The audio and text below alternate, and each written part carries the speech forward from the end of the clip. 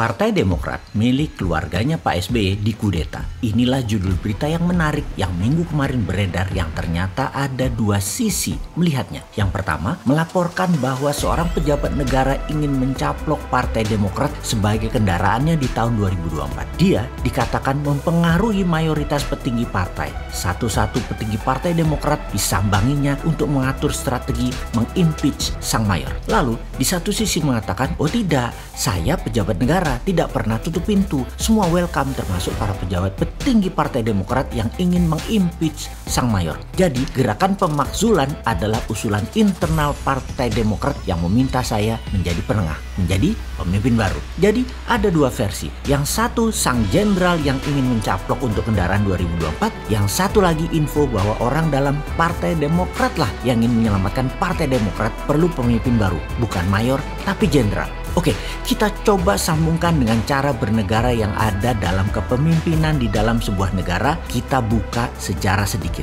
Kita mengawalinya dengan sejarah. Kita menengok sejarah ketika krisis keuangan di tahun 1929 di Amerika yang membuat the Panic of 1930. Money supply dan aktivitas ekonomi turun drastis. Endingnya resesi dunia, the Great Depression. Di saat itu, Indonesia pejabatnya adalah Gubernur Jenderal H.J. de Graaf yang demi mengendalikan stabilitas ekonomi di wilayah Indonesia, negara jajahannya, mereka atau dia merilis Vergader Verbod, agen rahasia dengan misi rahasia, yaitu mengamankan situasi ekonomi dan mengamankan situasi negara. Agen rahasia dikerahkan untuk menjaga stabilitas, untuk menggebuk organisasi radikal non-kooperatif. Sekarang di tahun 2021, krisis pandemi COVID-19 semakin gawat dan akan semakin tidak terkendali kalau banyak organisasi nakal yang tidak sejalan dengan arahan pemerintah. Banyak yang menduga aktivitas ekonomi global akan runtuh, akan mengancam Indonesia. Virus mengakibatkan krisis multidimensi. Negara liberal demokrasi akan remuk, korban semakin banyak.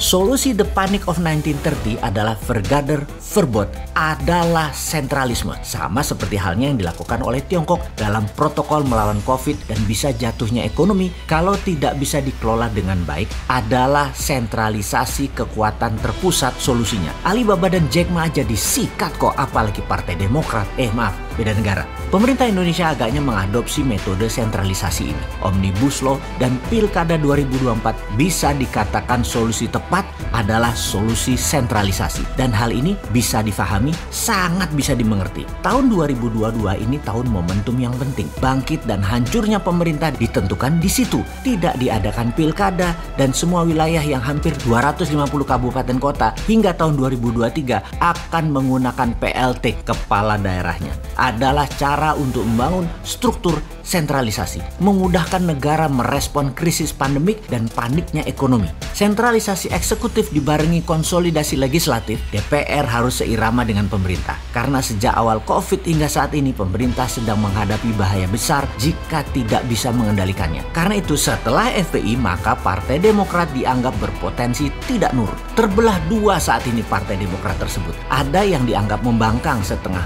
kader Partai Demokrat, dalam hal ini yang dikategorikan elemen non-korporatif di bawah mayor. Yang lainnya mau berkorporatif. Perlu pemimpin baru, yaitu sang jenderal. Yang terjadi saat ini adalah langkah sang jenderal mengakuisisi Partai Demokrat sebagai Vergader Verbod sebelum tahun 2022 demi keselamatan bangsa dan negara. Sebagaimana fakta lapangan saat ini, sebagai partai oposisi, kekuatan Partai Demokrat lebih kuat dibandingkan Gerindra di masa lalu. Tim Cyber Demokrat merger dengan kekuatan sayap kanan dan PKS memiliki potensi bikin gaduh di media sosial yang bisa mempengaruhi rencana sentralisasi, kendali ekonomi, dan kendali COVID menjadi tidak sesuai rencana besar pemerintah. Itu analisanya. Kekuatan partai yang tidak korporatif ini berbahaya tidak sebanding dengan state capacity. Itu analisa berikutnya. Saat krisis, banyak penguasa negara akan menggunakan hard power, darurat sipil, main gebuk untuk menghadapi gangguan keamanan dan krisis. Sesungguhnya percuma melawan pemerintah yang legitimate. Itu analisa berikutnya